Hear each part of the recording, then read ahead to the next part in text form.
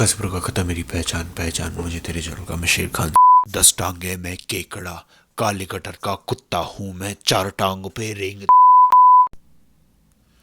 Hi, have you ever felt कि that you're so overstimulated कि तुम फंक्शन ही नहीं कर पा रहे हो?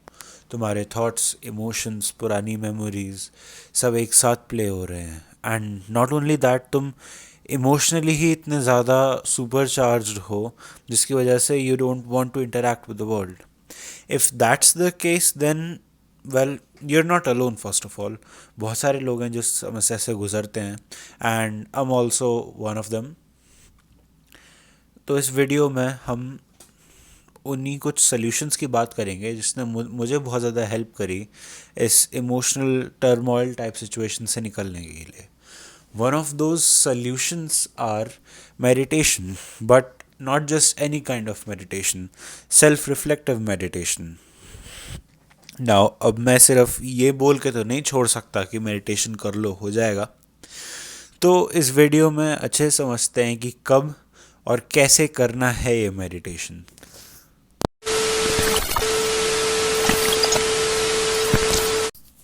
सो first things first, let's understand कि ये मेडिटेशन करना कब है. तो you need to do this mental exercise when your day is about to end. तो यानी सोने से 2 या 4 या 6 घंटे पहले, कि one of the final task of your day should be this meditation. क्योंकि इससे तुम्हारा ओवरऑल जो मेंटल स्ट्रेस है वो ख़त्म होगा and you will be able to look back to the day as well. या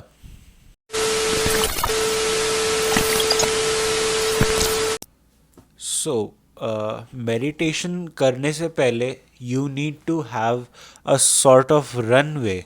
तो मैं सबसे पहले मेडिटेटिव स्टेट में घुसने के लिए थोड़ा सा खुद को प्राइम करना पड़ेगा, और ताकि तुम अच्छे से मेडिटेशन कर पाओ, और जो मेडिटेशन के अंदर जो फर्दर एक्सरसाइज है जिसकी वजह से ये इमोशनल टर्मोइल सॉल्व होगा वो तुम अच्छे से एग्जीक्यूट कर पाओ, उसके लिए ये स्टेप ज़रूरी है.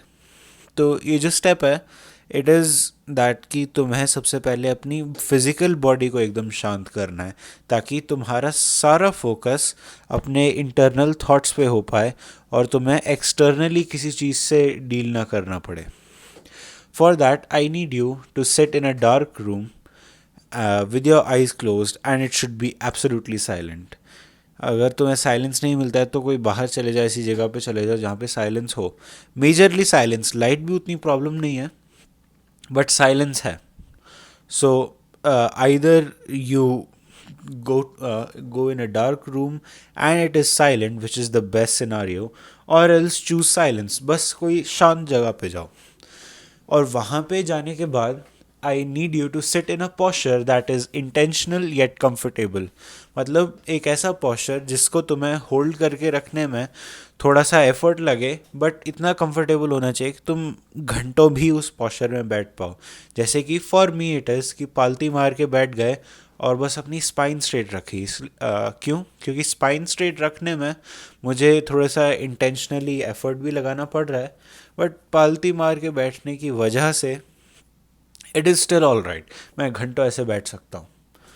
Now now comes the main thing, that is I need you to slowly bring your focus to only your breathing. तुम्हें सिर्फ अपनी सांसों पर ध्यान लगाना है कि you need to feel the movement of air in and out of your body. सारा अपना फोकस जो जब सांस बाहर जा रही है या जब अंदर आ रही है उस पे लगाओ, एंड स्लोली जो तुम्हारी सांस है उसे लंबा खींचते जाओ, यानी each breath should be longer than the previous one. इससे क्या होगा कि तुम्हारा जब फोकस है वो सांस पर होगा. So that will be the first stage of bringing your body to absolute stillness. But हमें इससे भी एक लेवल और डीप जाना है, इससे भी एक लेवल और ज़्यादा स्टिल होना है. उसके लिए हमें अपनी सांसों को भी धीमा करना पड़ेगा ताकि उनमें भी स्थिरता है. सो या अपनी एक एक सांस को लंबा बनाते जाओ एंड स्लोली यूल नोटिस कि तुम्हारी बॉडी में कोई हरकत नहीं हो रही होगी. यूल स्लोली रियलाइज कि तुम्हारी बॉडी कंप्लीटली स्टिल होगी.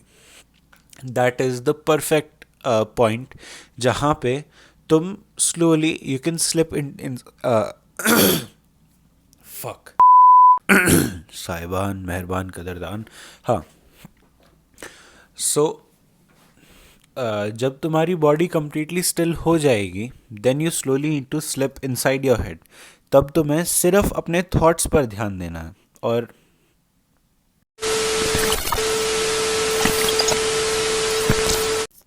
now once you're inside your head, here comes the most challenging part and the part which will help you in the immediate. Meaning कि अभी तुम्हारे दिमाग में थॉट्स आएंगे और वो सैलाब बनकर आएंगे. बट तुम्हें क्या करना है कि उन थॉट्स को बहने देना है. उन पर रिएक्ट नहीं करना है, उन्हें सिर्फ ऑब्जर्व करना है. This is the most difficult part. The thoughts, the emotions will try to move you, but you need to observe it like a third person, like from a third person perspective. कि जैसे कि हम कोई चीज़ हाथ में पकड़ के उसे ऑब्जर्व करते हैं ना, तुम्हें वैसे अपने थॉट्स को सिर्फ ऑब्जर्व करने का ट्राई करना है. एंड यूल स्लोली सी कि वो थॉट्स की एग्जिस्टेंस ही इसलिए है that you are incentivised by them. But nonetheless, just observe your thoughts. This will solve a major part of it. क्यों? क्योंकि इवन बाद में अगर तुम्हारे थॉट्स ओवरवेलमिंग हो भी जाते हैं, तुम्हारे एक साथ इमोशंस उमड़ भी पड़ते हैं, then you won't be affected by them. तुम्हारी फंक्शनैलिटी में कोई असर नहीं आएगा because you will be trained to just hold thought without any movement.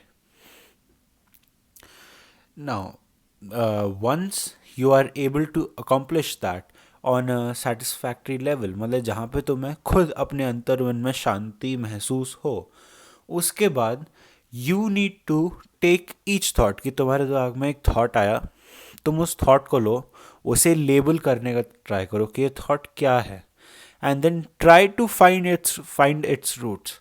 मतलब ये थॉट क्यों आया मेरे दिमाग में, ये थॉट मुझे क्या कहना चाह रहा है, या ये थॉट मुझे कहाँ लेके जा रहा है, उसको जानने का ट्राई करो. Once you are satisfied with the answers that come from you, you can let go of that thought and move to another thought.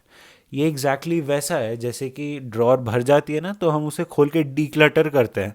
तो हम एक एक सामान उठा के देखते हैं एंड देन वी जज इट्स वैल्यू कि क्या ये सामान ड्रॉर में रखने लायक है या ऐसे फेंको.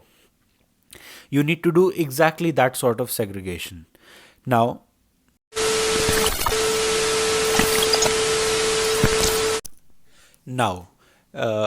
this is the most important part because it will solve everything in the long term. That is what to do after the meditation. जैसे कि तुमने एडिट में पढ़ भी लिया होगा. So as soon as you're done with the meditation, जहाँ पे तुम्हें फील हो कि ओके जहाँ पे मैंने मोर और लेस अपना मतलब दिमाग डीक्लटर कर लिया है, तब तुम you can easily snap out of the meditative state.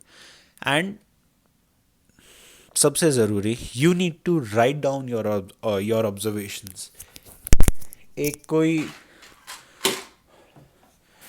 कोई डायरी या कुछ जर्नल्स बना लो जहाँ पर तुम लिखो कि तुमने क्या क्या थॉट्स आए और तुम्हें उनके पीछे के क्या क्या रीजंस मिले.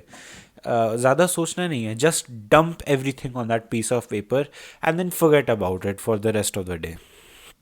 फिर जब तुम नेक्स्ट डे जगो, then again you need to do the same thing what you did in the exercise. That is try to reason with the thoughts again, try to validate them and try to understand कि ये क्यों आए थे मेरे दिमाग में, या फिर मैं इनसे क्या सीख सकता हूँ. ये मतलब उन थॉट्स के साथ बस खेलो, not in that sense, but try to reason with them कि and in the very first place ये थॉट्स मेरे दिमाग में क्यों आए, इनका मेरी एग्जिस्टेंस से क्या रिलेशन है। अगर रिलेशन नहीं भी मिलता है तो जस्ट डिस्कार्ड देम, कि लाइक फक यू कह दो और बात ख़त्म। ऐसे धीरे धीरे द इमोशनल रिफ्लेक्शन जो तुम कर रहे हो, जो तुम सेल्फ इंट्रोस्पेक्शन कर रहे हो अपने साथ, अपने थॉट्स को लेके, अपने इमोशंस को लेके, वो कंपाउंड करता जाएगा। यानी कुछ चीज़ें होंगी जो आज सुलझ गई, वो आज भी सुलझी हुई होंगी, कल भी सुलझी हुई होंगी। तो धीरे धीरे ना वो एक एक करके कंपाउंड होता चला जाएगा। इस वजह से तुम धीरे धीरे पूरे सुलझ ही जाओगे। जो तुम्हारे दिमाग में अंटे और जो उलझन बैठी हुई थी ना, वो स्लोली कोम्ब आउट हो जाएगी। जो फालतू है निकल जाएगा, जो काम का है वो रख लिया जाएगा, जो सीखना होगा सीख लिया जाएगा, जो अपने पास के साथ अमेंड्स करने होंगे वो हो लिए जाएंगे। तो धीरे धीरे सब सॉल्व होने लगेगा। बट इसमें कुछ और चीज़ें हैं जो कि अगले कुछ वीडियोस में डिस्कस करेंगे, जैसे कि जब लिखना है तो कैसे कैसे लिखना है, क्या क्या करना है वो, और another method to do the same, कि अगर मेडिटेशन का चांस ना भी हो तो क्या करें। So stay tuned. चैनल मेरा छोटा ही है, क्या स्टे ट्यून्ड, कौन से 10 मिलियन सब्सक्राइबर हैं। Okay bye. पूरे दिमाग का चूतिया हो रखा है।